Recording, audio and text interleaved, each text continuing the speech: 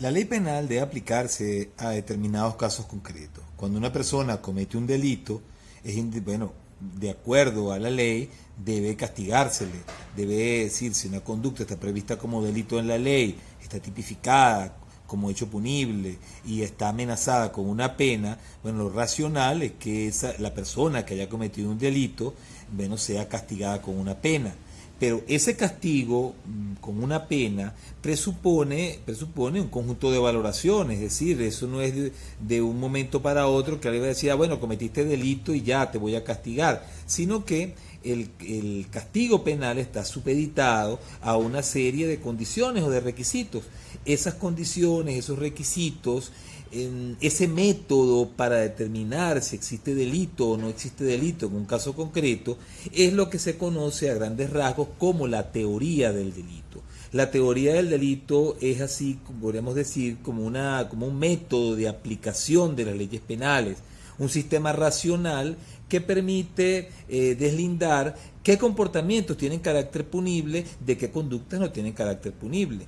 La teoría del delito es, podríamos decir, es aquel sistema al cual deben recurrir necesariamente los jueces, los abogados, los fiscales, a los fines de hacer sus argumentaciones y determinar en un caso concreto si se ha cometido o no se ha cometido un hecho punible, si una persona es responsable o no es responsable de la comisión de un determinado hecho punible.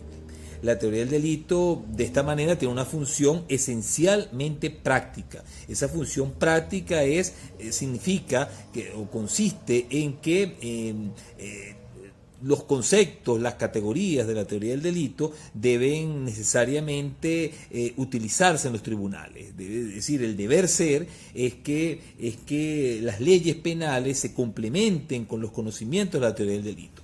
Es decir, si ustedes ven el Código Penal, si ustedes analizan el Código Penal, ustedes van a encontrar que en el Código Penal no se dice todo acerca de lo que constituye un delito. Es más, si ustedes revisan, van a encontrar que no hay una definición de lo que es el delito en el Código Penal.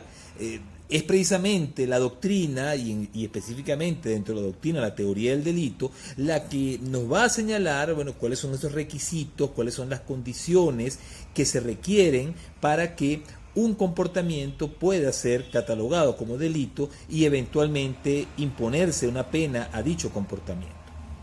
Entonces la función de la teoría del delito es una función, repito, práctica, es una función de deslinde del comportamiento humano penalmente relevante de aquella conducta humana, de aquellos comportamientos humanos que no tienen significado, que no tienen relevancia para el derecho penal.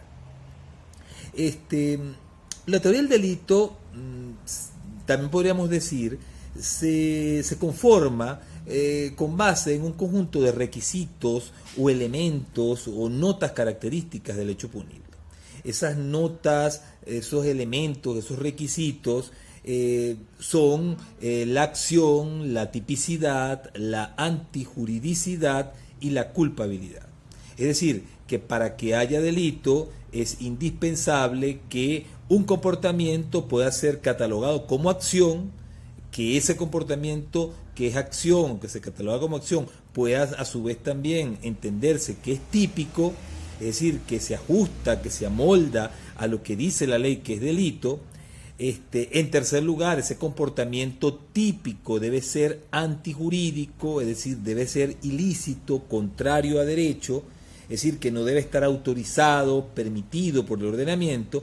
Y en último lugar, ese comportamiento, esa acción humana típica y antijurídica debe ser culpable, debe haber culpabilidad, es decir, la conducta del autor debe ser reprochable. Si el comportamiento no es reprochable, si el comportamiento no es acción, si el comportamiento no es antijurídico, si no es ni siquiera un comportamiento, un comportamiento a los fines, claro, del derecho penal, no podríamos entonces hablar de un delito. La teoría del delito vendría a ser entonces, podríamos decir, como un gran filtro de los comportamientos humanos.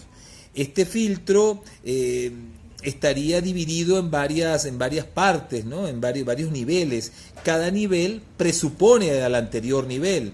Es Es decir, en el primer nivel estará la acción, en el segundo la tipicidad, en el tercero la antijuricidad y por último la culpabilidad. Entonces, cuando ustedes en ese filtro meten un comportamiento o metieran un hecho cualquiera que fuese, entonces ese hecho tendría que poder traspasar por cada uno de estos filtros, de estos niveles, esos filtros de los niveles que he mencionado, y solamente en la medida que el hecho pueda catalogarse como acción, como un hecho típico, como un hecho antijurídico y como un hecho culpable, es que esa conducta, ese comportamiento, ese hecho, esa acción, esa omisión podrá ser catalogada como un delito. Entonces, los elementos del delito, ¿cuáles son? La acción, la tipicidad, la antijuricidad y la culpabilidad. ¿Y qué es la teoría del delito? Bueno, un método de análisis del comportamiento humano. Un método de análisis que nos permite a nosotros establecer si una conducta es o no es delito a los fines jurídicos penales. Hay quienes consideran a la teoría del delito como una teoría que va más allá de la simple constatación de si un comportamiento es delito o no es delito. Hay quienes entienden a la teoría del delito como una teoría que permite imputar responsabilidad. Eso simplemente es una forma más de ver a la teoría del delito, el de entender a la teoría del delito como una teoría de la imputación. Yo he venido sosteniendo ese criterio durante muchos años, el de entender a la teoría del delito como una teoría de la imputación, pero a los fines, por lo menos del nivel en que estamos nosotros estudiando esta materia, perfectamente podemos entender a la teoría del delito simplemente como un método de análisis del comportamiento humano, como un método que nos permite a nosotros evaluar, determinar, precisar si una conducta es o no merecedora de un castigo penal. Para que un comportamiento sea merecedor de un castigo penal, es indispensable que sea típico, que sea antijurídico, que sea culpable. Es decir, que sea una acción típica, antijurídica y culpable. A los fines de determinar nosotros si un comportamiento tiene o no carácter punible, pues entonces tenemos que definir al delito como una acción típica, antijurídica y culpable. Antes habíamos dicho que un delito era una conducta contraria a una norma, o que el delito es una conducta que lesiona o pone en peligro un bien jurídico. Esas definiciones no están mal, sino que esas definiciones son definiciones, podríamos decir, materiales o formales del hecho punible. Ahora, pero entendiendo el delito a los fines del método, de la teoría del hecho punible, la teoría del delito, a los fines de determinar en un caso práctico si un comportamiento es merecedor de pena o no es merecedor de pena, bueno, nosotros vamos a definir al delito como una acción típica, antijurídica y culpable. El siguiente punto de este tema introductorio a la teoría del delito, la introducción a la teoría del delito, es el de la noción formal y la noción material de delito, que es algo que de alguna manera he tocado hace un momento.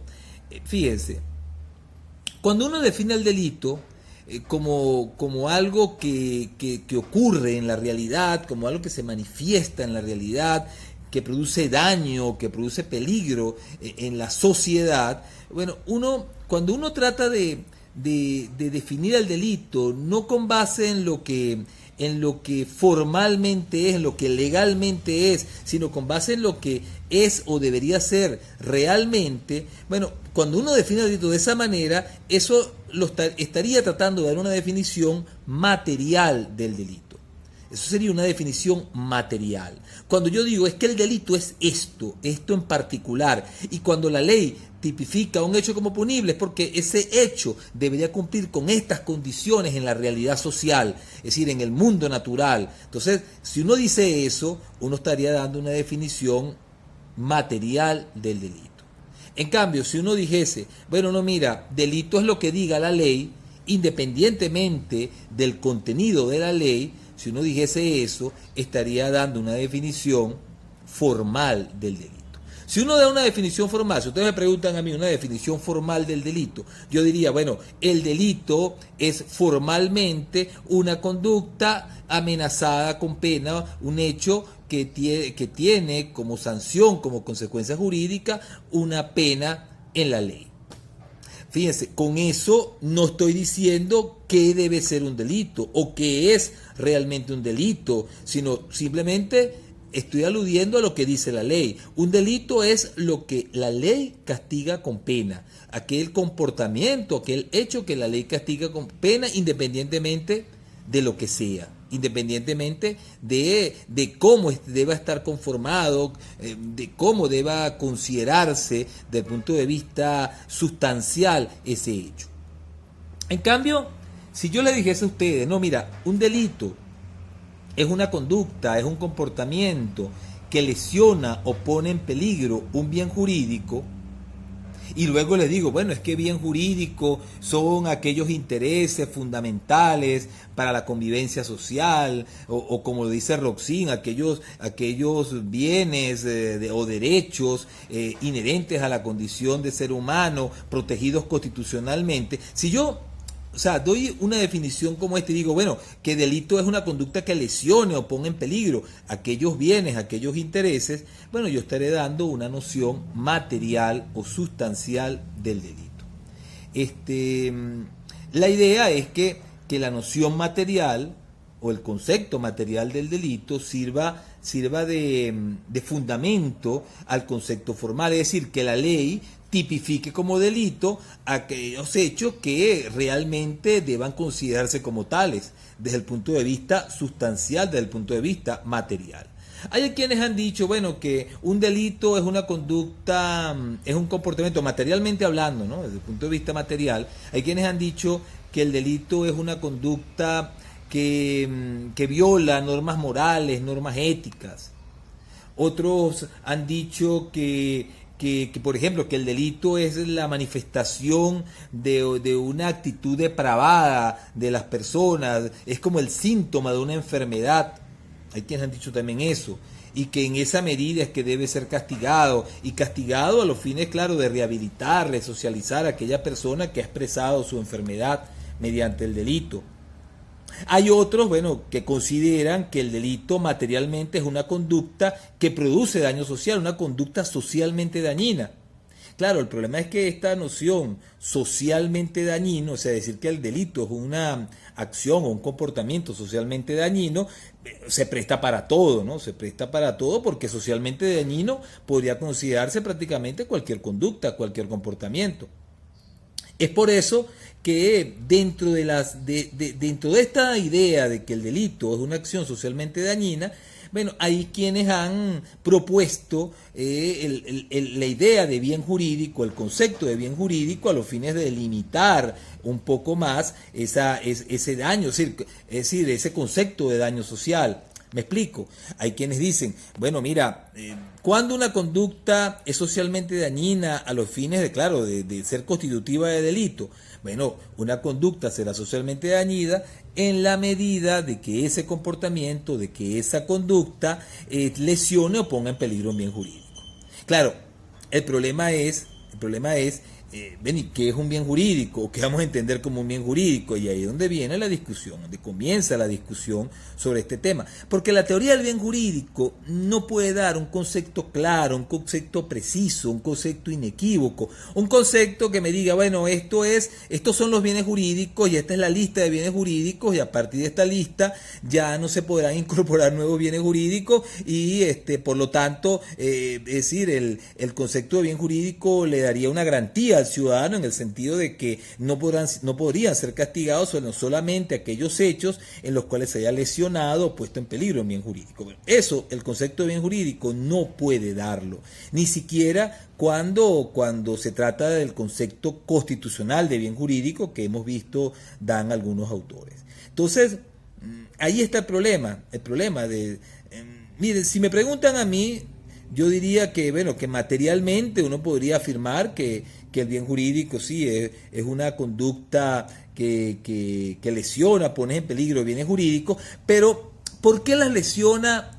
¿Por qué esa conducta es delito y por qué lesiona o pone en peligro aquello que llaman bienes jurídicos? Bueno, yo diría que antes de producirse la lesión o la puesta en peligro del bien jurídico, es indispensable que la conducta haya quebrantado, haya violado una norma.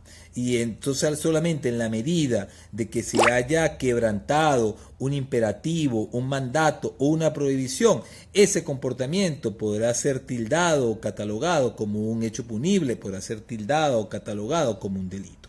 Entonces, bueno, yo entiendo que el delito sustancialmente debe ser visto como un comportamiento que viola ciertos preceptos, ciertos imperativos, ciertos mandatos, ciertas prohibiciones, y en la medida de que un comportamiento, de que una acción o una omisión quebrante, repito, ciertos imperativos que surgen de la ética, que surgen de la moral, bueno, en esa medida es que el comportamiento será delito. Ahora, ¿por qué se prohíben determinadas conductas o por qué se ordenan determinadas conductas? Bueno, a los fines, claro, de proteger bienes jurídicos. En otras palabras, es decir, en los delitos se ha de lesionar o poner en peligro un bien jurídico. Miren, sí deberá lesionarse o ponerse en peligro un bien jurídico, pero antes de ello será importante que se haya quebrantado una norma de conducta. De manera que si no hay quebrantamiento de una norma de conducta, pues bueno, entonces no podrá castigarse el hecho, independientemente de que se pueda lesionado o puesto en peligro el bien jurídico. O sea, desde el punto de vista que yo estoy adoptando aquí, realmente, bueno, el derecho penal protege las normas de conducta, las normas de comportamiento, y los bienes jurídicos los protege, pero los protege de manera indirecta. O sea, primero se protege la norma y luego se protege el bien jurídico. O sea, protegiendo la norma protege el bien jurídico. Si la norma es violada es porque se podía lesionar el bien jurídico o se podría poner en peligro el bien jurídico, dependiendo, claro, de la clase de delito de que se trate. Pero si la conducta no es antinormativa, no puede castigarse en derecho penal. Claro, yo estoy entendiendo la norma en este caso como un mandato, como una prohibición de una conducta, de un comportamiento, por considerarse que ese comportamiento viola, quebranta ciertos valores, ciertos principios de naturaleza ética, que surgen de la ética social. Entonces, materialmente, ¿qué es el delito? Bueno, desde mi punto de vista, una conducta que, insisto, quebranta, viola ciertos imperativos que surgen de la ética, que surgen de la moral y que hacen desvalioso al comportamiento. La conducta es desvaliosa en razón de ello. Ahora, que esa conducta a su vez, en caso de realizarse, podría lesionar, poner en peligro un bien jurídico, sí, pero el derecho penal no prohíbe resultados. El derecho penal lo que prohíbe son las acciones que puedan conducir a resultados. Entonces, sustancialmente, el delito que es una conducta, un comportamiento que podría conducir a un determinado resultado por ser contrario a una norma de conducta. Otros dirán, no, el delito es una conducta que lesiona, una conducta socialmente dañina porque lesiona, pone en peligro el bien jurídico. Otros dirán que es una conducta simplemente inmoral. Otros dirán que es la expresión de un sentimiento depravado del autor. Bueno, son distintas posiciones, pero la dominante, eso sí, debo señalarles, es la que considera que el delito materialmente es una conducta que lesiona o pone en peligro un bien jurídico.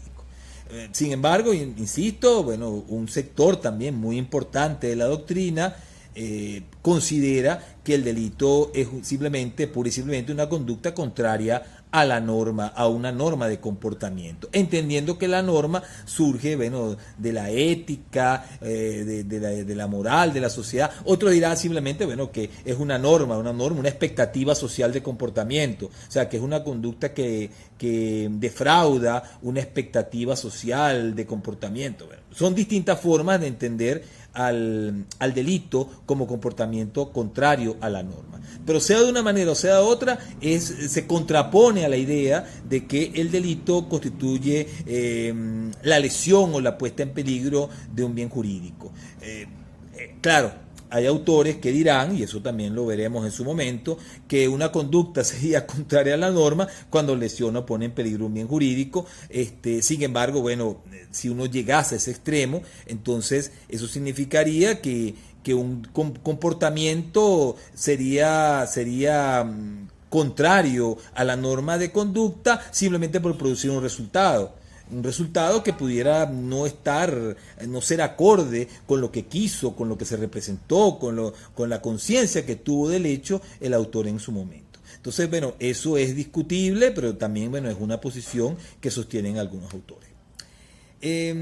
A la noción formal y a la noción material de delito, podemos agregar la llamada noción analítica del delito. La noción analítica o el concepto analítico del delito es la definición que he dado hasta el momento del delito a los fines de este tema, a los fines de la introducción a la teoría del delito.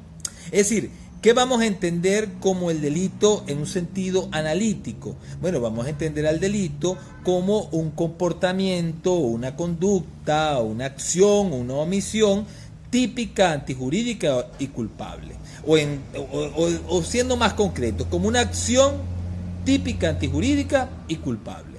Para que haya delito es necesario que se cumplan varias condiciones o varios requisitos. Esos requisitos son la acción, la tipicidad, la antijuricidad y la culpabilidad. Eso sería lo que es el delito desde un punto de vista analítico. ¿Analítico por qué? Bueno, porque cuando uno habla de análisis, uno está hablando de alguna manera de la investigación, del sentido, del significado de algo, reduciéndolo a sus aspectos o características fundamentales. Si nosotros reducimos lo que es el delito a sus aspectos, a sus requisitos, a sus condiciones, a sus características fundamentales, diríamos entonces que el delito es una acción típica, antijurídica y culpable, porque esos serían los requisitos, las condiciones que se necesitan para que un comportamiento pueda ser delito. Ustedes quizás se pregunten, bueno, ¿y de dónde surgen estos elementos? La doctrina, ¿de dónde sacó estos elementos del delito? La acción, la tipicidad. Bueno, miren, estos elementos surgen del análisis de los ordenamientos jurídicos y de la reiteración de ciertos componentes de aquellos hechos que se describen como delito en la ley. Es decir, si nosotros vamos a ver, si nosotros analizamos, por ejemplo, el artículo 405 y lo comparamos con el 451 y lo comparamos, no sé, con el 413, etcétera, etcétera, o sea, nosotros vamos a darnos cuenta que los hechos que se encuentran allí señalados como delitos, tienen unas características comunes y que independientemente de que se trata de conductas muy distintas o de hechos muy distintos, coinciden en una serie de aspectos. Fíjense, por ejemplo, ¿en qué se parece un homicidio a un robo, a una violación? Alguno me diría, no, en nada se parecen. Bueno, yo podría decir, sí, bueno, sí se parecen en algo. ¿Se parecen en qué? Oye, en que los tres son formas de conducta, son conductas humanas, son comportamientos humanos realizados por una persona, por un sujeto. Además, esos tres hechos, a pesar de sus diferencias particulares, a pesar de sus particularidades, estos tres hechos son delitos porque están previstos como tales en la ley, o sea, están tipificados como tales en la ley, y además, también podríamos decir, estos hechos coinciden en que la ley los considera antijurídicos, contrarios a derecho. Estas conductas no son conductas lícitas, conductas permitidas. Es decir, estas son las características, podría decir, más generales de los hechos punibles, los elementos del delito. Entonces, cuando uno habla de la noción analítica del delito, es una definición del concepto de delito basada fundamentalmente en los elementos o notas características del hecho punible, en cuáles son sus notas particulares. En la teoría del delito, específicamente en este tema de la noción o definición analítica del delito, uno puede encontrar distintas clases de definiciones analíticas. Fíjense, existe acuerdo en que el delito es una acción típica, antijurídica y culpable. En eso no hay duda alguna en la actualidad, salvo algunas observaciones que puede haber. Siempre hay alguien que pueda quizás decir algo en contra, pero mayoritariamente se define el delito como una acción típica, antijurídica y culpable. Pero en lo que no hay acuerdo es en cuántos elementos constituyen el delito, en cuántos son los elementos del delito. Me explico. Hay quienes dicen que si bien el delito es una acción típica, antijurídica y culpable, eso no serían 4 elementos, sino que serían apenas 2 elementos. Ya veremos por qué. En cambio otros dirían, no son 2 elementos ni tampoco 4, sino que son 3 elementos. Y otros por el contrario dirán, no, mira, el delito está compuesto por 4 elementos fundamentales: la acción, la tipicidad, la antijuricidad y la culpabilidad. Cuando uno hace esta distinción, es lo que ustedes es lo que lo van a identificar ustedes como esto que aparece en el programa de bipartición, tripartición y cuatripartición. Es decir, hay conceptos analíticos bipartitas, conceptos analíticos tripartitas y conceptos analíticos cuatripartitas. O sea, los cuatripartitas son los que consideran que el delito tiene 4 elementos: acción, tipicidad, antijuricidad y culpabilidad. En cambio, los conceptos tripartitas, ellos entienden que la acción no es un elemento autónomo del concepto de delito, sino que la acción es un elemento dependiente de la tipicidad. Y ya vamos a ver con más detalle en qué consiste esto de la tipicidad. Pero en principio, es decir, lo que va a decir estas posiciones es que un comportamiento, es decir, en un comportamiento delictivo no puede distinguirse claramente como notas características de ese hecho, la acción y la tipicidad. Es decir, que un comportamiento para ser delito tiene que ser típico. Entonces, por lo tanto, tipicidad y acción son notas características que se unen de una manera indisoluble, o sea, que están unidas por completo en el concepto. Es decir, que por lo tanto, ¿cuáles son los elementos del delito? La tipicidad, incluyendo la acción, es decir, que la acción no sería autónoma, la tipicidad, la antijuricidad y la culpabilidad. Ustedes dirán, bueno, profesor, pero ¿por qué no se puede definir a la acción individualmente? Bueno, porque estos autores entienden que no puede darse un concepto de acción que pueda distinguirse, separarse de la tipicidad. Eso lo vamos a ver con detalle más adelante. Pero es decir, lo que sostienen en puridad estos autores es que sí, que el concepto de acción no se puede separar, a menos, claro, que se dé un concepto de acción que no sea lo suficientemente amplio como para abarcar a la omisión. Ahí está el detalle.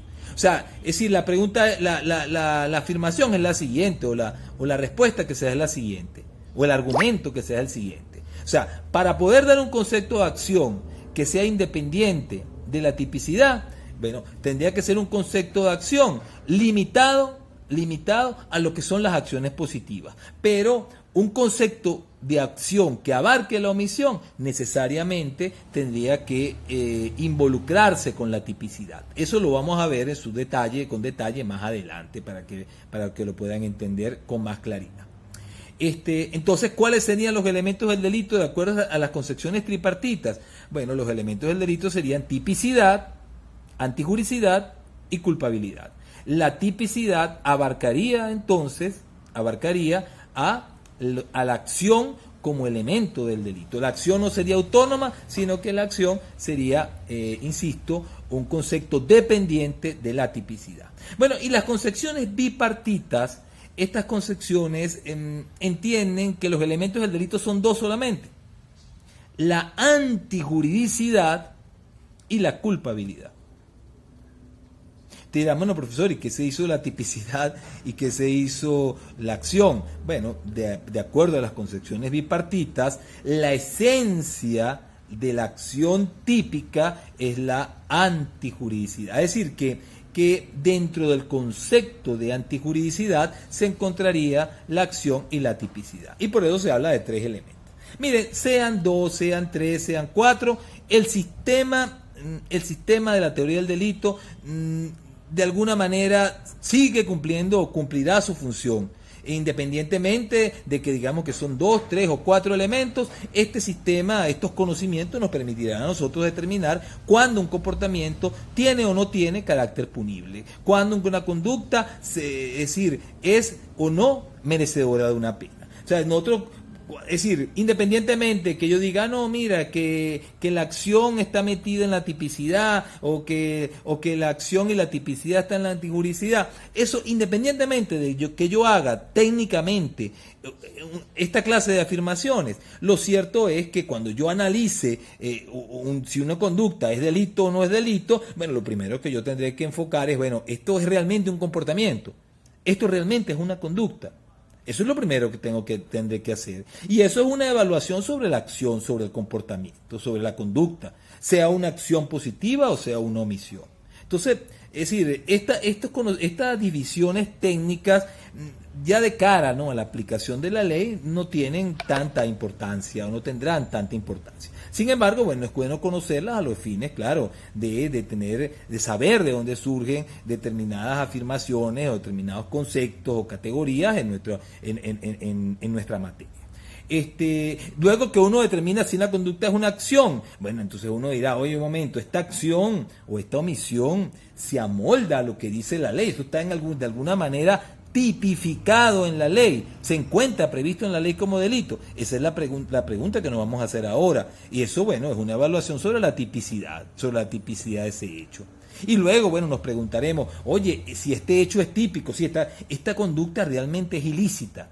Porque ya veremos después, más adelante, bueno, que hay quienes consideran que cuando una conducta es típica es ilícita, pero otros consideramos que no, que cuando una conducta es típica puede ser que sea ilícita o antijurídica. Entonces, claro, para nosotros va a ser importante distinguir la tipicidad de la antijuridicidad, pero ¿esto qué significa? Oye, que hay que evaluar de una manera o de la otra la antijuridicidad.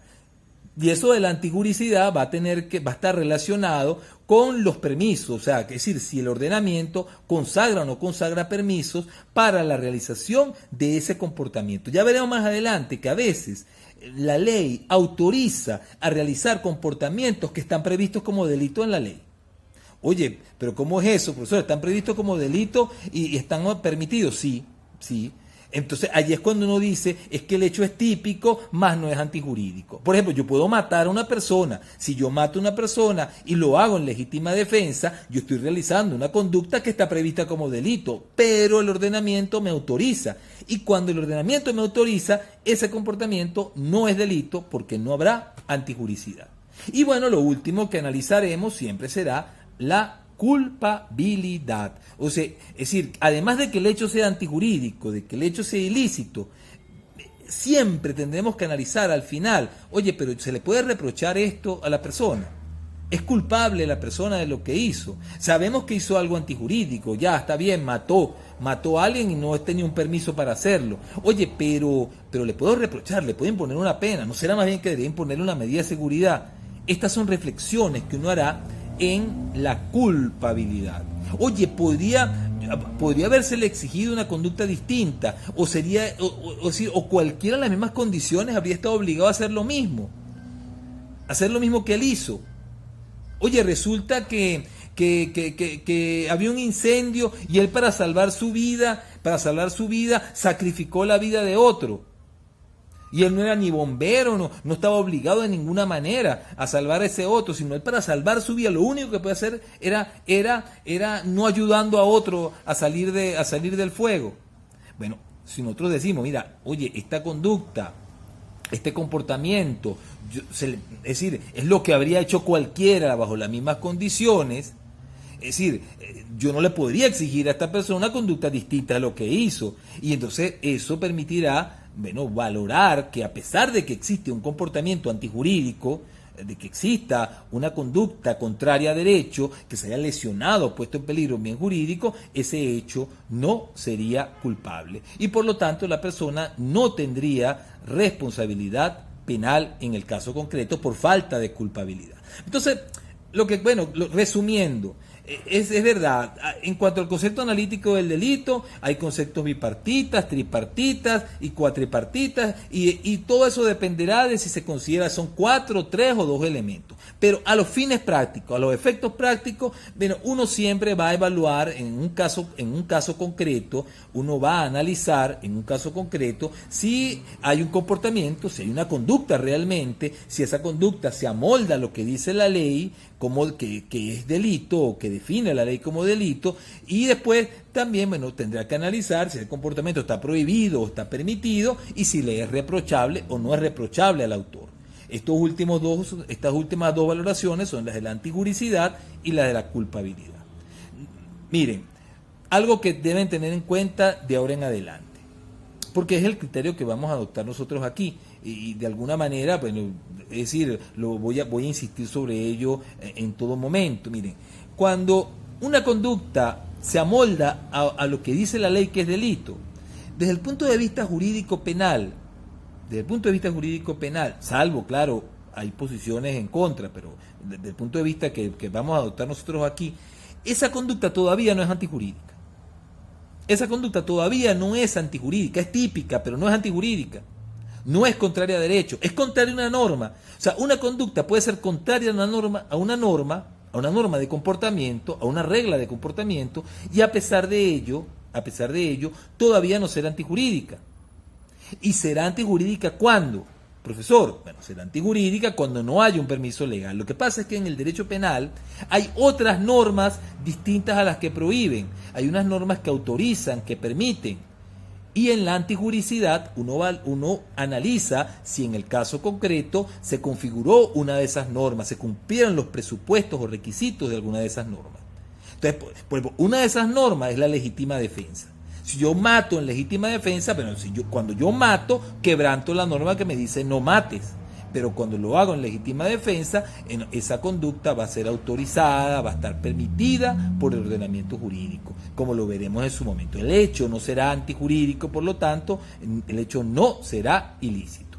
Esto entonces, bueno, esto es, a grandes rasgos es lo que he mencionado o he explicado ya como la noción analítica del delito, ya en resumen nuevamente, y lo que es la bipartición, tripartición y cuatripartición.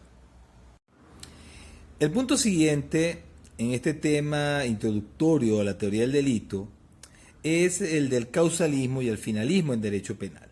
Miren, el causalismo y el finalismo fueron dos corrientes de la teoría del delito, dos planteamientos en cuanto a la teoría del delito. Es decir, si bien existe acuerdo en que un delito es una acción típica, antijurídica y culpable, miren, en lo que no existe acuerdo es en qué debe entenderse por acción, qué debe entenderse por tipicidad, qué debe entenderse por culpabilidad y qué debe entenderse, por antijuricidad y por culpabilidad. Es decir, en cuanto a los elementos, lo que quiero decir es que en cuanto a los elementos del delito, no existe acuerdo en cuanto a su contenido, en cuanto a su significado.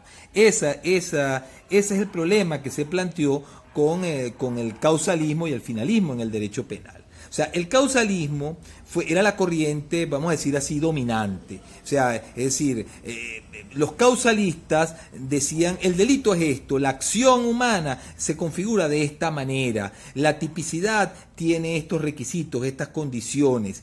Y en cambio, después llegó el momento que surgió el finalismo de la mano de un autor alemán que se llamó Hans Belzel, y el finalismo dijo, no, eso no es así, mira, es decir, eso que tú dices que es la acción, la acción no tiene esos requisitos, no tiene esas condiciones, es decir, la acción requiere otra cosa, la acción tiene que entenderse de una manera distinta. Claro, el problema es que de la manera que concebían estas doctrinas al delito, de la forma en que concibieron al delito estas posiciones teóricas, entonces al cambiar el concepto de acción se modificaban los demás conceptos.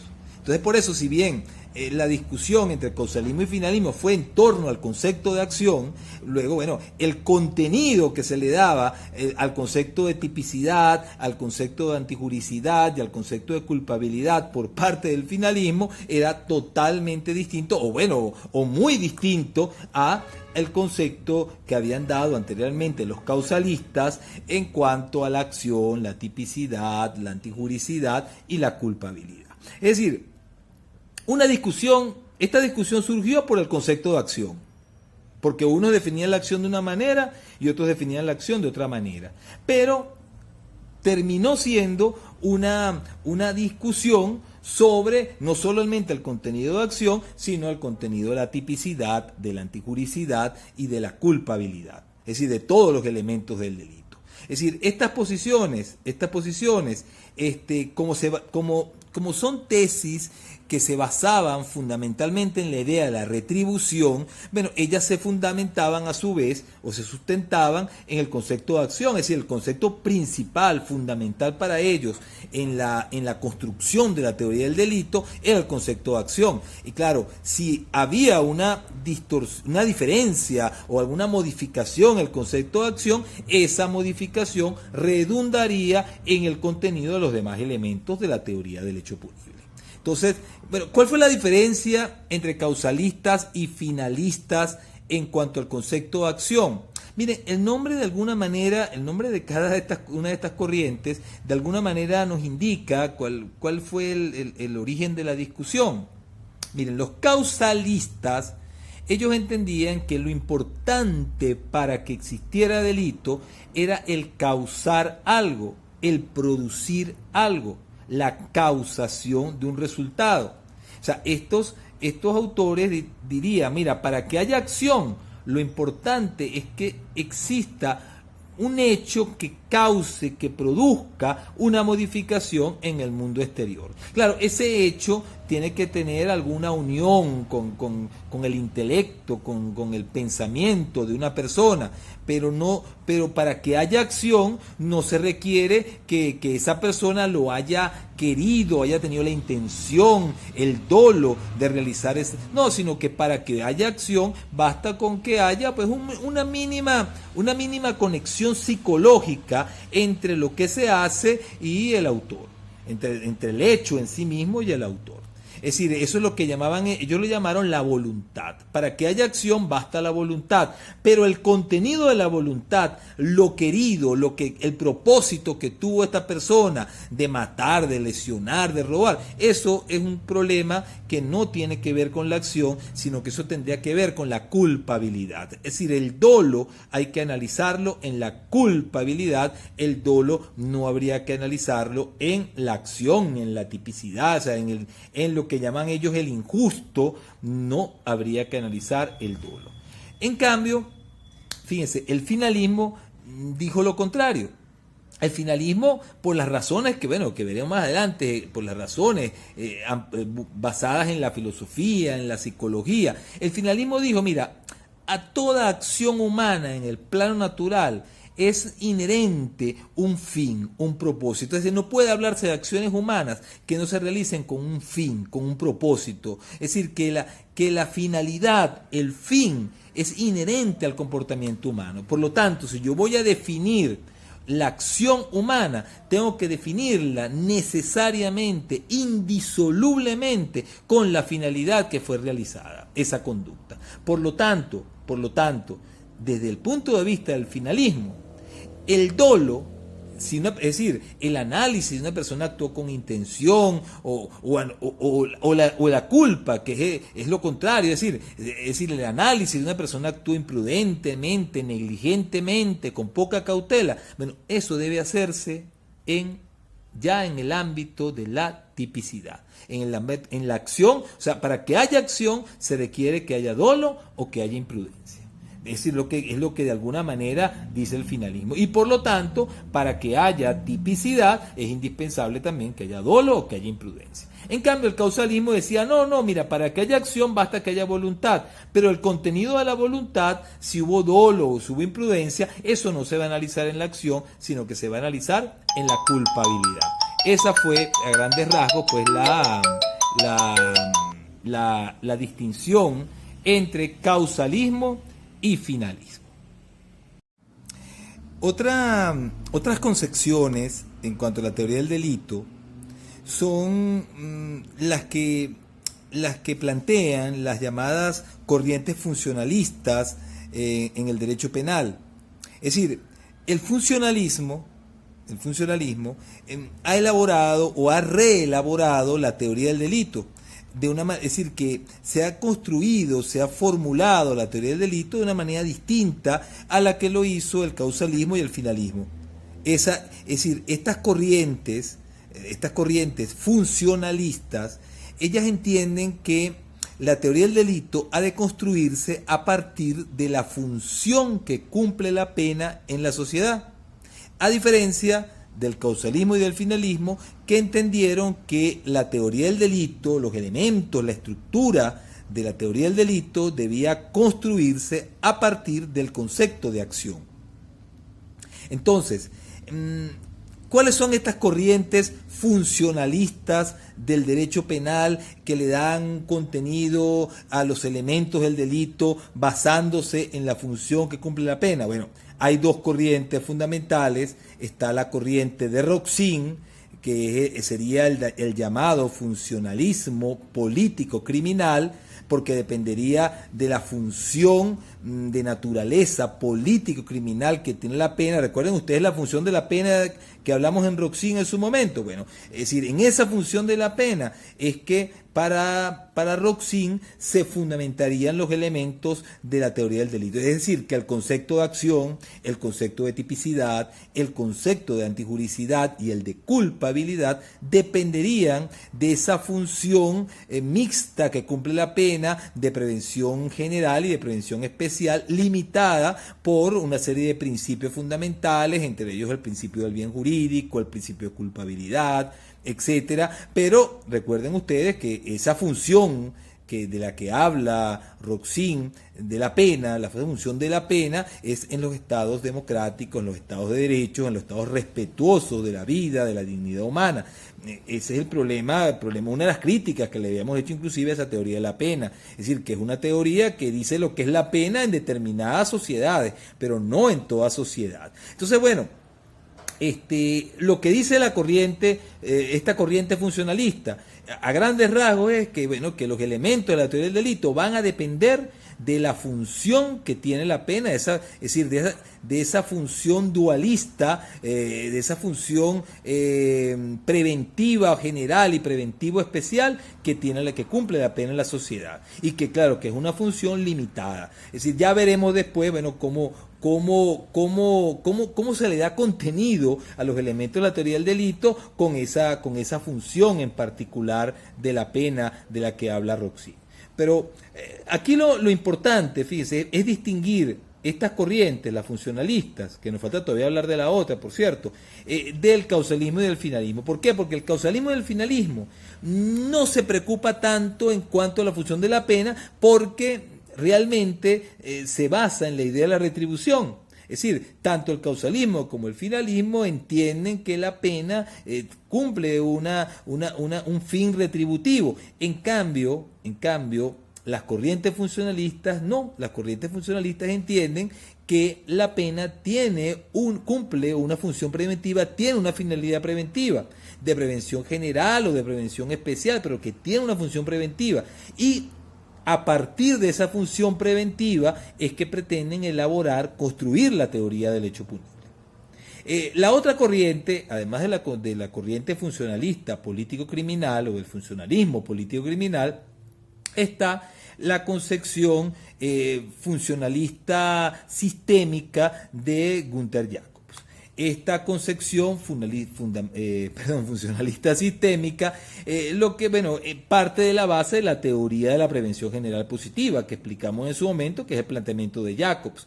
¿Qué es lo que dice esta teoría? Bueno, que la función de la pena es confirmar la vigencia de la norma, dar un mensaje a la sociedad de que la norma sigue vigente a pesar de la defraudación de la expectativa normativa a pesar del quebrantamiento de la norma por el autor mediante el delito.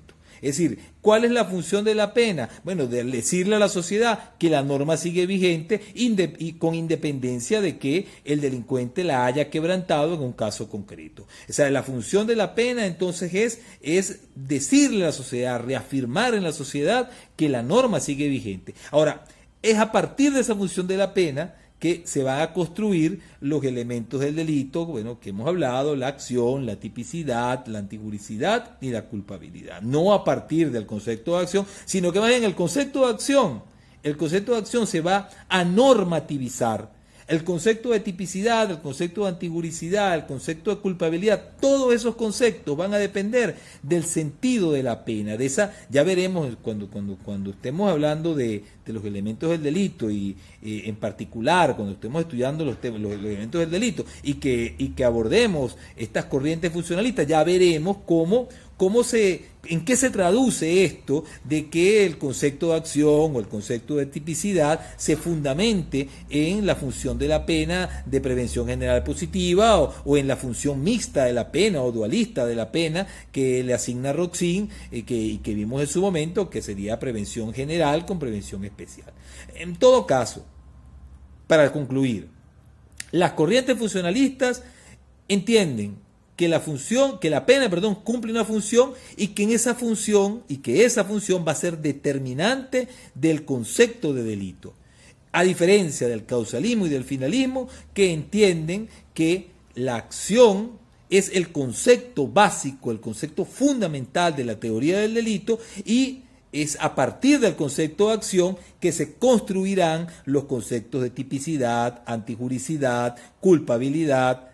Es decir, a partir del concepto de acción es que se construiría la teoría del hecho punible en lo que respecta a todos y cada uno de sus elementos o notas características fundamentales. Eso, bueno, entonces es a grandes rasgos la diferencia entre estos dos grupos de concepciones. Fíjense, con esto hay un punto que no está en el programa, pero que a mí me gustaría destacarlo, ¿no? Que es que la relación que existe, el tema de la relación que puede existir o que podría existir entre la teoría del delito y la teoría de la pena. Miren, para las concepciones que se basan en el concepto de acción, la relación entre teoría del delito y teoría de la pena no sería tan estrecha, porque ellos partirían de la base de la retribución, es decir, que la pena tiene un fin, un propósito, y ese propósito es pura y simplemente el de hacer justicia. Y para hacer justicia, ¿cómo se hace justicia? Se hace justicia respecto de un hecho, de una acción que fue dañina, que quebrantó una norma y que, bueno, de que debe retribuirse con un daño semejante esa acción dañina. Eso es realmente a lo único que apelarían en cuanto a la teoría de la pena, estas concepciones que se basan en el concepto de acción, que son el causalismo y el finalismo. En cambio, las corrientes funcionalistas, ellas dirán, momentico, no, la pena tiene una función en la sociedad.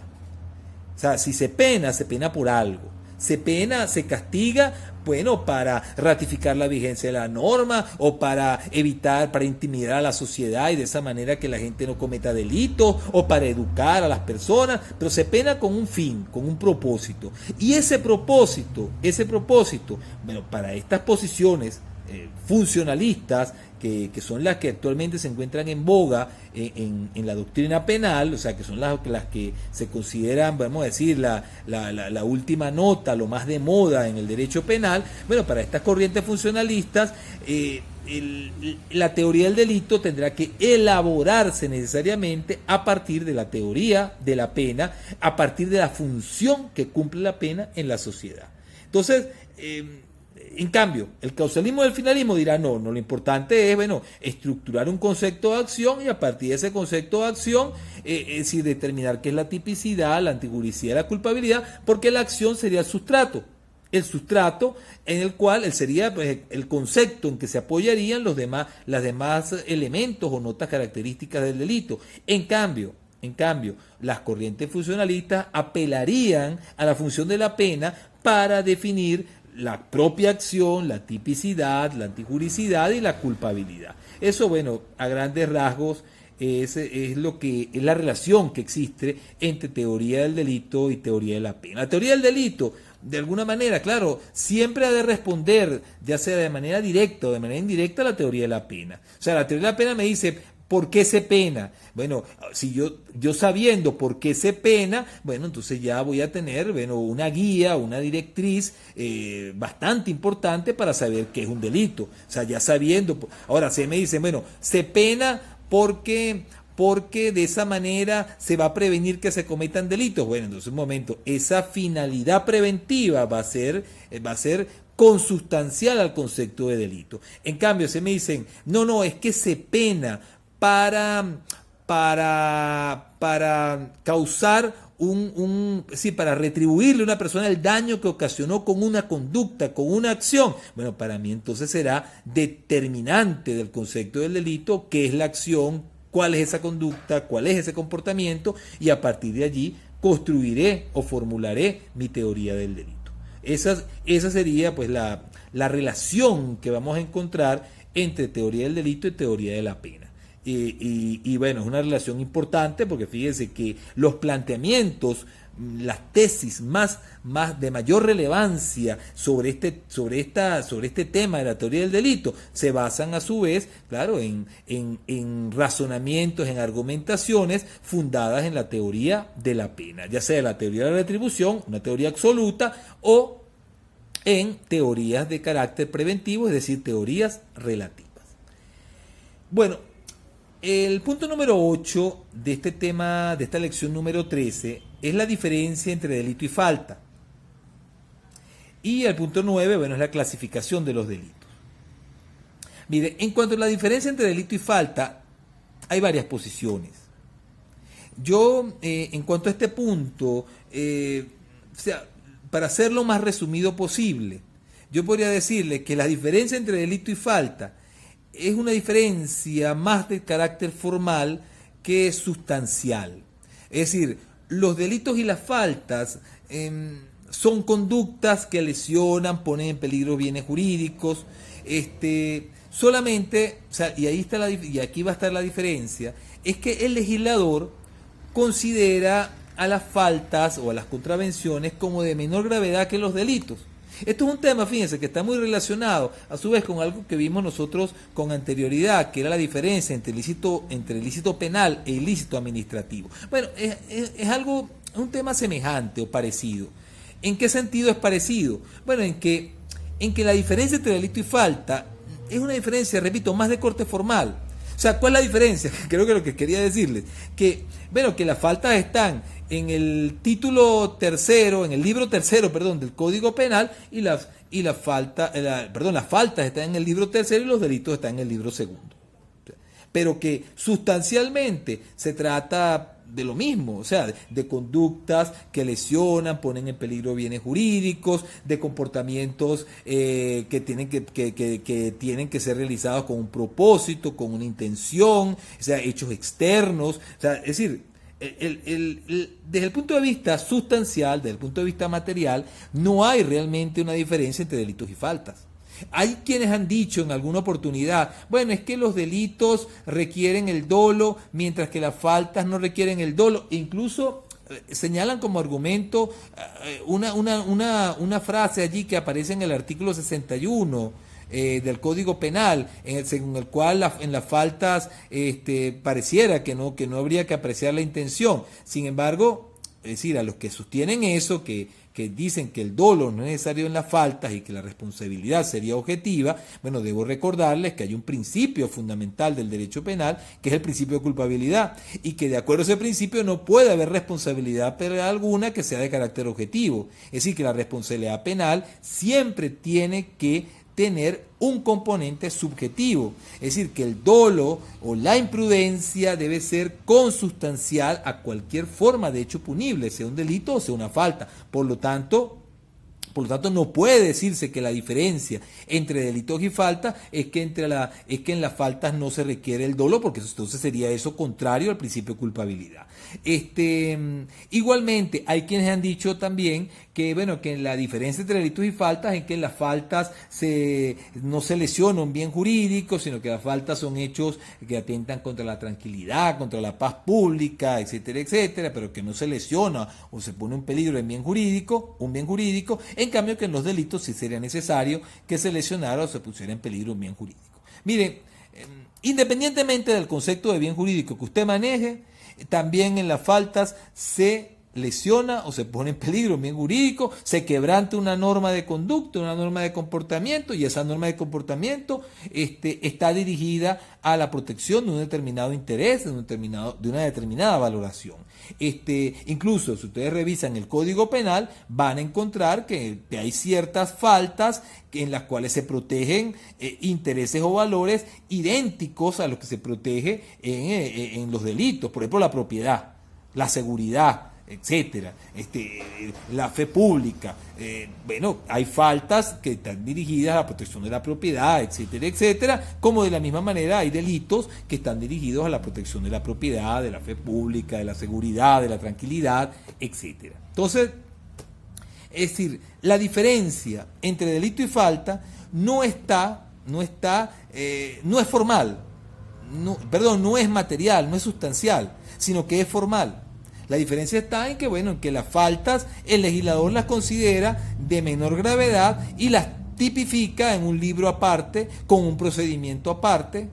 En cambio, los delitos están en otra parte del código, están en otro libro y tienen igualmente un procedimiento distinto y tienen unas connotaciones o requisitos distintos. Pero lo que es hoy falta, mañana puede ser delito, y lo que es delito hoy, mañana puede ser una falta, porque se trata de sustancialmente de comportamientos que podríamos decir que son idénticos, es decir, que no hay diferencias, como les dije, sustanciales entre los delitos y las faltas. Los delitos y las faltas, cumplen con las mismas condiciones de la acción, la tipicidad, la antijuricidad y la culpabilidad, solo que las faltas son de menos gravedad. Ahora, claro, alguien podría decir, mire profesor, pero lo que pasa es que hay ciertas faltas que tienen penas más severas que ciertos delitos. Entonces explíqueme usted, podría decir, explíqueme usted, si usted dice que las faltas son menos graves, ¿cómo puede ser que haya delitos que tengan penas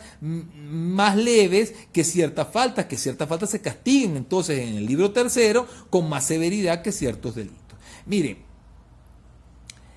aunque el legislador considere a las contravenciones de menor gravedad que los delitos, aunque sea así, en algunos casos establece sanciones más severas para algunas faltas, pero eso no invalida la regla de que las contravenciones tienen, desde el punto de vista de la valoración que hace, de la valoración político-criminal que hace el legislador, las contravenciones, las faltas, tienen una menor gravedad. Es decir, independientemente que eso no se compadezca en casos excepcionales con las penas establecidas en la ley. Pero, insisto, desde el punto de vista de la valoración, desde el punto de vista de la apreciación que hace el legislador del comportamiento, las faltas siempre tendrán un carácter menos grave que los delitos. Y por eso hay ciertos hechos que dada su gravedad nunca podría en un Estado de Derecho ser constitutivos de una falta, como por ejemplo un homicidio o una violación. Es decir, aquellos hechos que afectan podríamos decir el área más sensible de los bienes jurídicos, esos hechos no podrían ser convertidos de ninguna manera en una falta. ¿Por qué? Porque las faltas, insisto, siempre desde el punto de vista de la óptica, del enfoque que le da el legislador, son comportamientos de menor gravedad, independientemente de que en algunos casos, insisto, la pena aplicable sea inferior. Y esas diferencias que algunos autores han encontrado, de que por ejemplo, que han propuesto, mejor dicho, de que en las faltas no se requiere el dolo, o que en las faltas no se requiere la lesión de un bien jurídico. Miren, esas diferencias, la posición dominante, la posición, voy a decir, que se considera mayoritaria en la doctrina, es la de que no es así, de que esas diferencias no son reales y que la única diferencia, podemos decir, es la ubicación sistemática, es la consideración del hecho como delito o como falta, que se hace, claro, fundamentalmente con la ubicación sistemática. Y por eso le decía, aunque parezca un chiste, que la única diferencia realmente es que están consideradas o ubicadas en una parte del código, en el libro segundo, los delitos, y en el libro tercero, las faltas. Ahora, que hay una consideración a su vez político-criminal de menor gravedad, bueno, sí es verdad, pero eso se traduce en la práctica en que, como les dije, los delitos están en el libro segundo y las faltas se encuentran en el libro tercero del Código Penal. Miren, el último punto de esta lección número 13 es el de la clasificación de los delitos. Miren, los delitos se pueden clasificar de muchas maneras.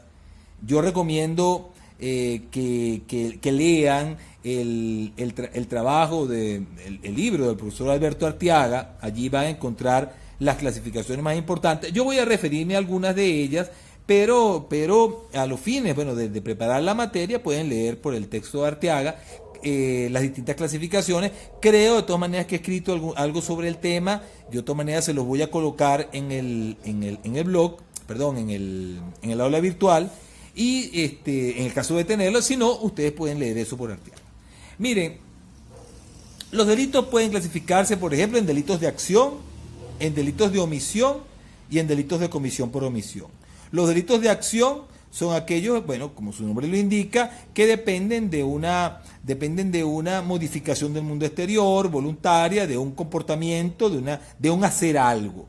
Son delitos en los cuales el legislador describe un movimiento corporal y ese movimiento corporal es el que lesionaría o pondría en peligro el bien jurídico. Lo que se tipifica entonces es un movimiento corporal y ese movimiento corporal, claro, tiene que ser voluntario, tiene que cumplir con los requisitos, las condiciones del concepto de acción que vamos a estudiar más adelante.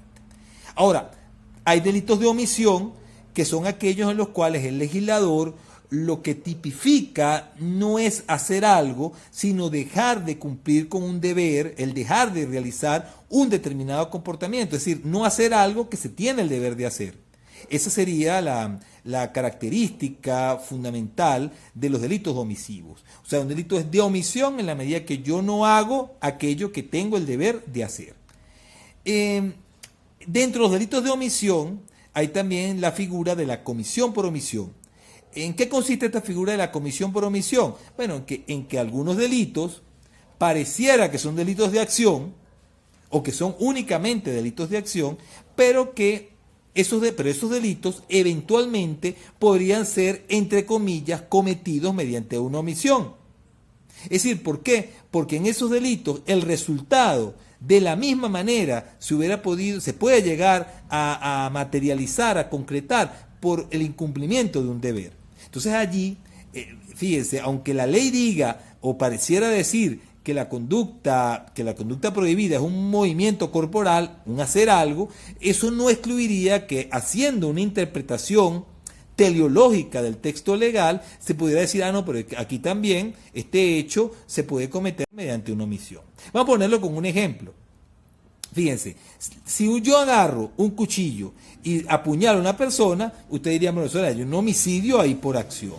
Pero fíjense, si yo tengo un hijo recién nacido, y a ese hijo recién nacido no le doy de comer hasta que se muere, fíjense, allí yo no estoy actuando, pero se está produciendo el resultado. Lo que estoy es incumpliendo un deber, el deber que tengo como padre o como madre de alimentar a ese niño.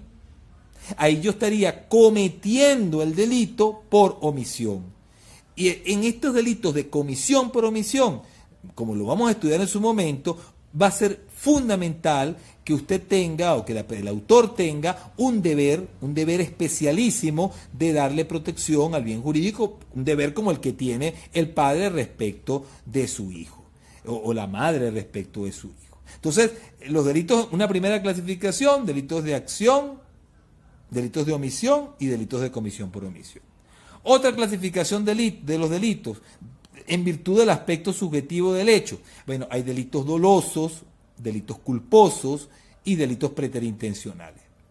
Los delitos dolosos son aquellos en los que la ley exige para su comisión, para su realización, que el autor tenga la intención, tenga el dolo, tenga el propósito de ejecutar el hecho. O sea, que el sujeto se represente y quiera ejecutar la conducta delictiva. Eso sería un delito doloso. En cambio, en los delitos imprudentes, al autor se le castiga por algo que se produjo, por un resultado que se produjo, por un daño que se produjo a un bien jurídico, en virtud de su falta de cautela, de su falta de prudencia, de su falta de diligencia al momento de actuar.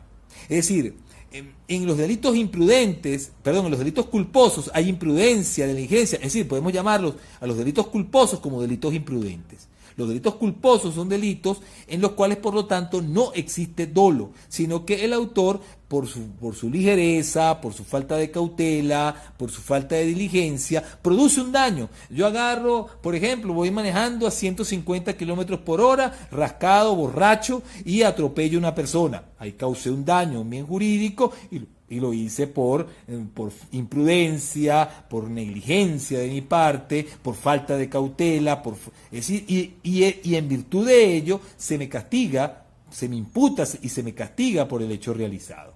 Claro, los delitos imprudentes son siempre delitos de menor gravedad que los delitos dolosos. Y bueno, y por último tenemos los delitos preterintencionales. Un delito es preterintencional cuando el autor tiene intención, o sea, tiene dolo, tiene una intención, pero esa intención es de causar un daño menor, un daño de menor gravedad del daño que efectivamente se produce al bien jurídico.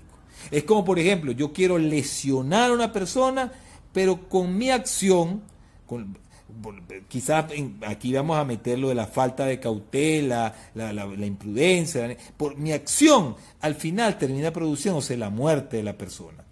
Fíjense, más adelante veremos que la preterintención, por lo menos mayoritariamente se considera que es una mezcla entre el dolo y la imprudencia. O sea, porque en la preterintención usted quiere causar un daño y lo causa, pero además se produce un daño de mayor gravedad. Por ejemplo, yo quiero lesionar a una persona, le quiero dar un golpe en la cara para causarle una herida en la cara, pero resulta que del golpe cayó al piso y se partió la cabeza y se mató.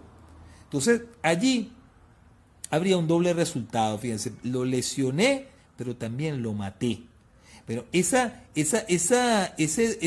bifurcación que se produce, ese doble aspecto del hecho que se materializa en este caso, desde el punto de vista subjetivo, es en lo que consiste la preterintención. Hay dolo de lesionar, pero en cuanto a la muerte de la persona, pues ahí hay un componente de imprudencia, de falta de cautela, y eso sería, bueno, a grandes rasgos, la naturaleza de la preterintención, el de ser una mezcla entre el dolo y la imprudencia. Entonces, hay tres clases de delitos desde el punto de vista subjetivo, como les dije, hay delitos dolosos, hay delitos culposos y hay delitos preterintencionales.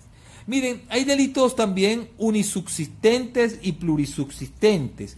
Un delito es unisubsistente cuando, de la manera en que se encuentra tipificado en la ley, ese delito solamente puede ser realizado en un solo acto, de manera que no se podría fraccionar el comportamiento en distintas acciones o en distintas actuaciones o actividades que tengan una relevancia jurídica. Es como, por ejemplo, el delito de injuria. La injuria verbal es una ofensa genérica. Por ejemplo, te digo, tú eres un ladrón, tú eres un asesino, un delincuente. Yo le digo algún tipo de apreciación de esa clase a una persona, de imputación de esa clase a una persona, de atribución a una persona. Eso sería, bueno, un delito de injuria. Ahora, lo característico de este delito es que el hecho de decirle a una persona, eres un ladrón, un asesino, etcétera, etcétera, eso no es fraccionable desde el punto de vista jurídico, quizás desde el punto de vista natural, yo puedo decir, bueno, sí es fraccionable, porque la persona se acerca a la otra caminando y le dice, y cada palabra la va hilando hasta que le dice que es un asesino o es un ladrón. Claro, pero a los efectos de, por ejemplo, de si hay una tentativa o no de delito, si por ejemplo, yo no logro hacer la imputación, decirle eres un ladrón o eres tal cosa, sino que le digo eres y cuando voy a decir el ladrón, resulta que alguien me tapó la boca o llegó un testigo y decidí no seguir adelante. Bueno, ese hecho no podría ser calificado como una tentativa, porque porque lo hecho hasta el momento, lo realizado hasta el momento no tiene relevancia jurídica. Haberme acercado o haber dicho eres pero no haber hecho la atribución de ladrón, o haberle dicho ladrón o asesino, etcétera, o corrupto, etcétera, eso no lo habría logrado, no lo habría hecho. Y al no hacer esa atribución, pues entonces perdería el carácter delictivo el comportamiento. Es decir, los delitos unisubsistentes son delitos entonces que se consumen en un solo acto y que por lo tanto la tentativa no sería posible, no sería admisible. Esto a diferencia de los delitos plurisubsistentes. Los delitos plurisubsistentes, como por ejemplo el homicidio, la acción que se prevé o que se califica de delito es separable en varias acciones o en varios comportamientos. Por ejemplo, darle muerte a una persona, bueno, implica, por ejemplo, puede implicar que me acerque a la persona, saque el arma de fuego, la apunte con el arma de fuego, dispare. Y cada uno de esos actos tiene pues una cierta relevancia jurídica. Entonces pues es posible a lo mejor que yo me acerque, apunte el arma y cuando voy a disparar llegue un tercero y me golpee la mano o yo, no sé, decida disparar en otro momento porque hay testigos o puedo errar el disparo y pegarle a otra persona. Es decir, en esos casos no estaría consumado el delito, pero podría haber una tentativa de ese delito. ¿Por qué? Porque el delito, al ser separable en varios actos, esos actos tener relevancia jurídica, esos actos, por lo tanto, podrían ser calificados o penalizados como una tentativa de delito o como un delito frustrado, cosa que no ocurriría en los delitos unisubsistentes que, como dije, se consuman en un solo acto. O sea, que es decir que la acción no tiene forma de ser fraccionada desde el punto de vista espacio-temporal de una manera jurídicamente relevante. Otra clasificación de los delitos es delitos simples y delitos complejos. Un delito es simple cuando se protege única y exclusivamente un solo bien jurídico. Un delito es complejo cuando la protección está dirigida a varios bienes jurídicos. Un delito simple, por ejemplo, es el delito de homicidio en que se protege la vida, o el delito de lesiones en el que se protege la integridad corporal, la integridad personal. En cambio, un delito complejo es, por ejemplo, el delito de robo. En el delito de robo no solamente se protege la propiedad, sino que se protege también la vida, la integridad personal, la libertad de la persona, la libertad de decidir si entrega o no entrega un bien de su propiedad. Entonces es un delito en el que se tutelan varios bienes jurídicos. Otra clasificación de los delitos es la que distingue entre delitos especiales y delitos comunes. Un delito común es un delito que puede realizar cualquier persona, es decir, que la ley no consagra que se deba tener una determinada cualidad o característica especial para cometer el delito. Por ejemplo, el delito de homicidio, de la manera que está tipificado en su figura básica, es un delito simple, un delito que lo puede cometer cualquiera, son delitos que lo puede cometer cualquiera. En cambio, un delito es especial en la medida de que ese delito solamente puede ser realizado por determinadas personas, por sujetos con determinadas cualidades, con determinadas características. Por ejemplo, se me dice en el funcionario público que amenace a otro será castigado. Eso es un delito especial. Un delito especial porque solamente lo podría cometer un funcionario público de acuerdo a la ley. Si me dice, no, el médico, el militar, cuando me establece la ley una cualidad particular para cometer el delito, ese delito será un delito especial. Y cambio, cuando es un delito común, el legislador no señalará el médico, el testigo, el funcionario, sino dirá simplemente cualquiera que haga tal cosa será castigado. Es decir, es una manera distinta la de tipificar el hecho, con se trata de un delito simple o con se trata de un delito complejo. Un delito común o un delito especial. Los delitos especiales, por cierto, se pueden subdividir en delitos especiales propios y delitos especiales impropios. Un delito es especial propio cuando esa conducta, la conducta que se prohíbe, solamente está prohibida para la persona que tiene determinadas características o que determinadas cualidades. Por ejemplo, médico, militar, testigo, funcionario, etcétera. O sea, cuando el hecho para ser delito única y exclusivamente dependerá no solo de su realización, sino de que se tenga determinada cualidad, un deber especial de garante, un deber especial de protección de un bien jurídico, etcétera, etcétera, como el del testigo, como el del funcionario público, del médico, del militar. En esos casos, el delito será un delito especial propio. Es decir, cuando un delito es especial propio, un extraño, es decir, una persona que no tenga la cualidad, cualquier persona, su conducta, si realiza esa conducta, su conducta no sería punible. O sea, si ese hecho lo realiza cualquier persona, ese hecho no tendría carácter punible cuando un delito es especial propio. En cambio, en los delitos especiales impropios, el hecho de tener una cualidad o característica especial, como por ejemplo, como dije, la de funcionario, militar, etcétera, etcétera, lo que haría es agravar la responsabilidad penal del autor. Me explico.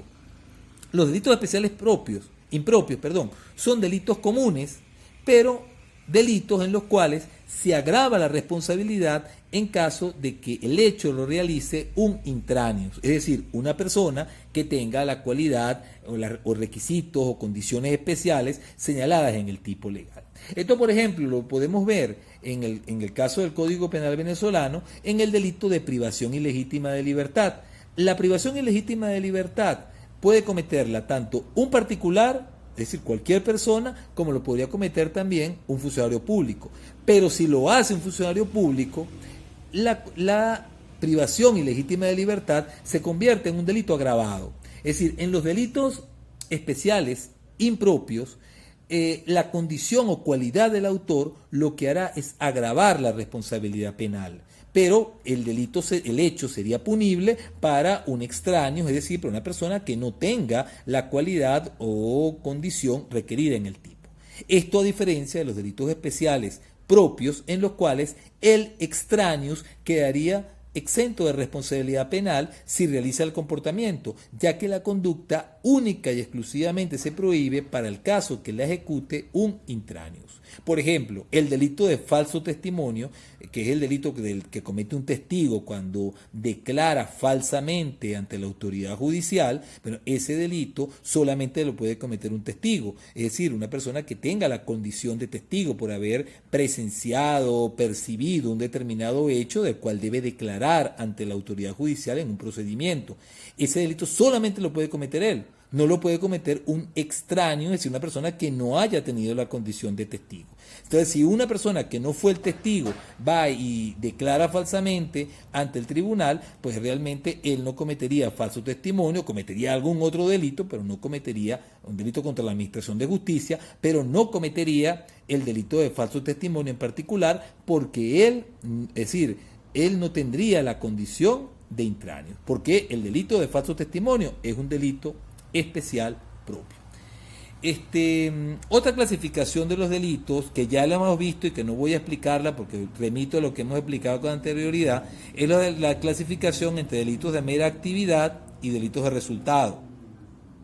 Otra clasificación es la que distingue delitos permanentes de delitos instantáneos. Esas clasificaciones, bueno, remito a lo que vimos en materia de validez espacial y temporal de la ley penal, porque bueno, allí expliqué suficientemente en qué consisten uno y otra clase o sea, las dos clases de delitos las expliqué con suficiente detenimiento y por lo tanto remito a lo que expliqué en ese momento.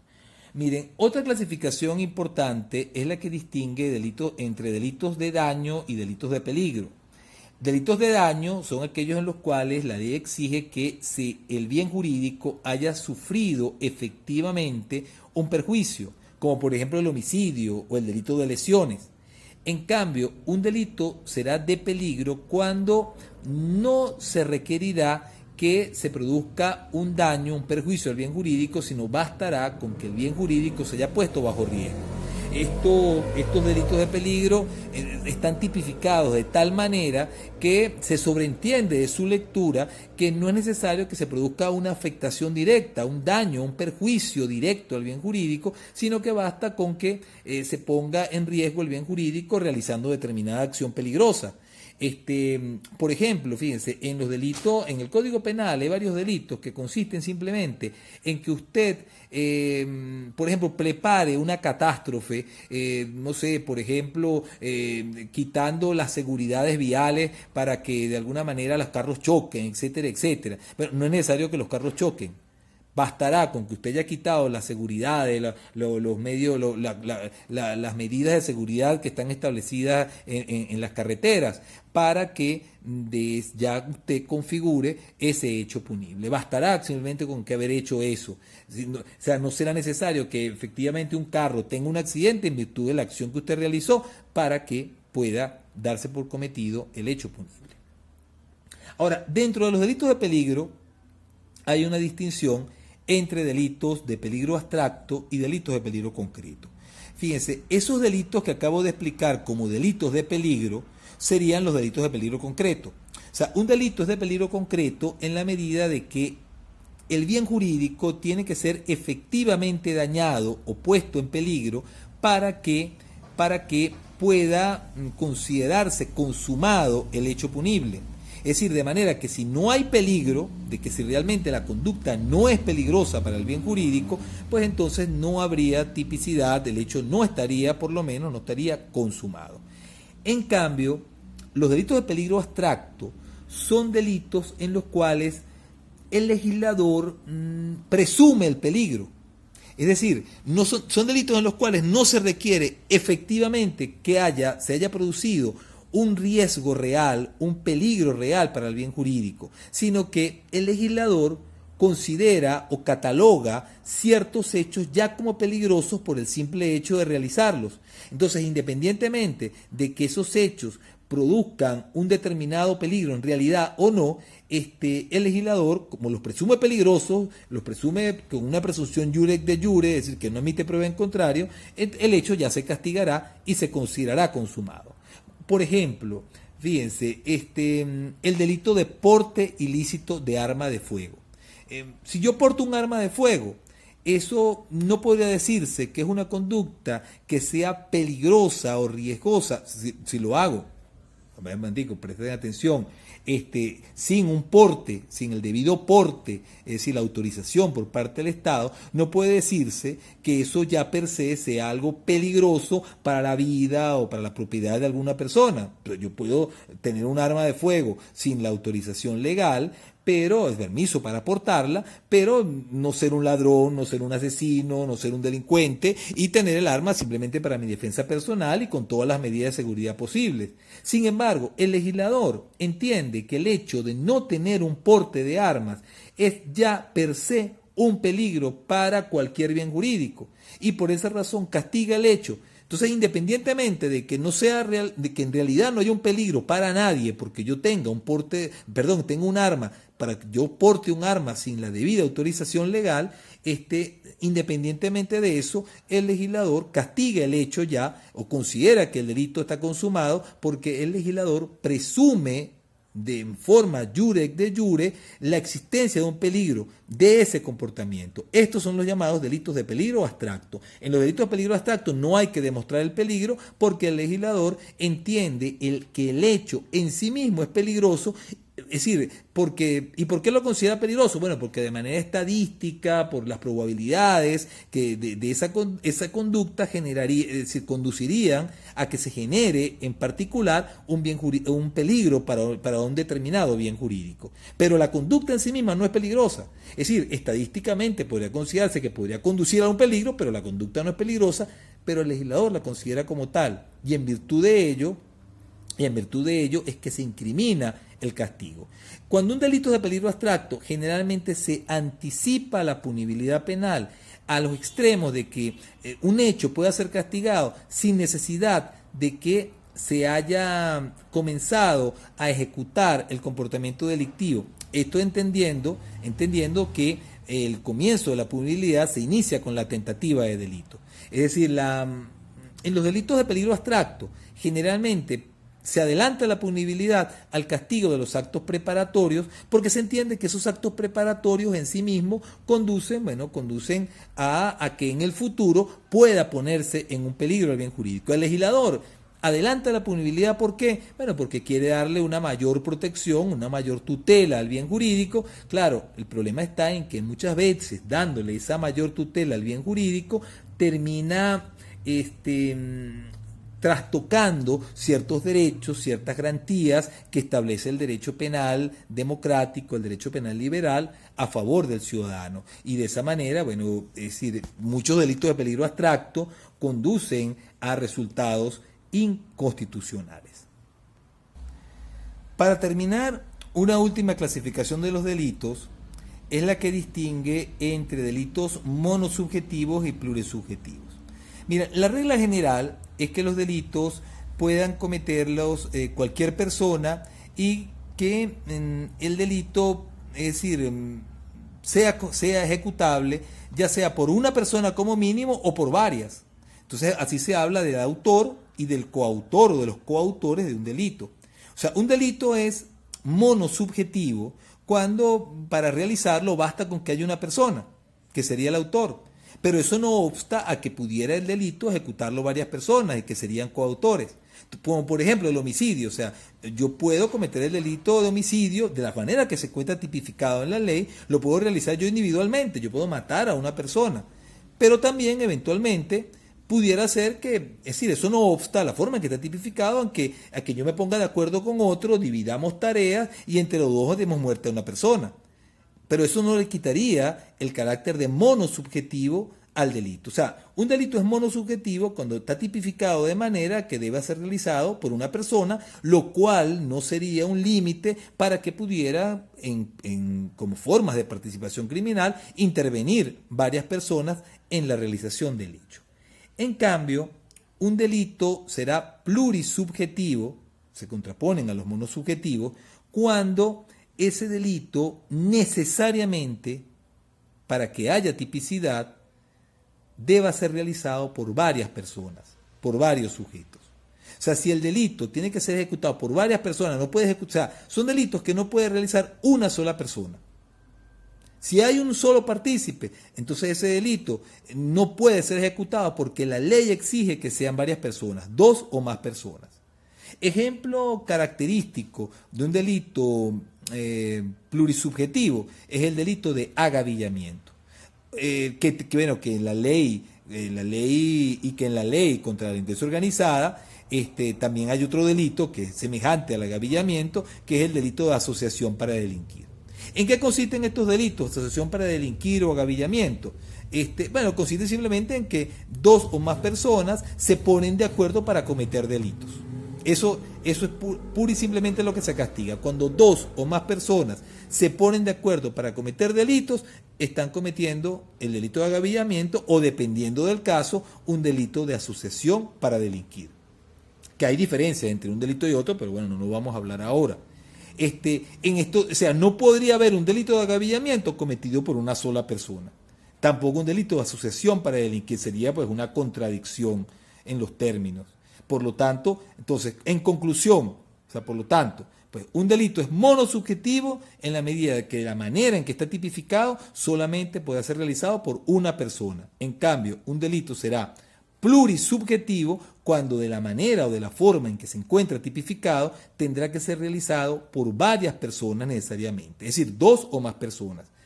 Esta es una clasificación entonces que depende pues de la forma en que está tipificado en cuanto al autor, la figura delictiva. Bueno, con esto a grandes rasgos hemos terminado el tema de la introducción a la teoría del delito. Les recomiendo que este tema, además de la bibliografía que les voy a colocar en el aula virtual, es decir, que tengo algunos trabajos sobre este tema, les recomiendo también que lean el libro del profesor Alberto Arteaga.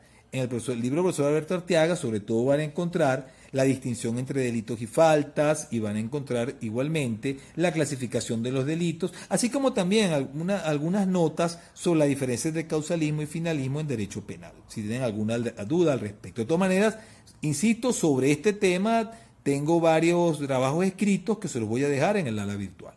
Entonces, bueno, con esto terminamos la lección número 13 del programa. En la clase que viene vamos a hablar del tema de la acción. Hasta pronto.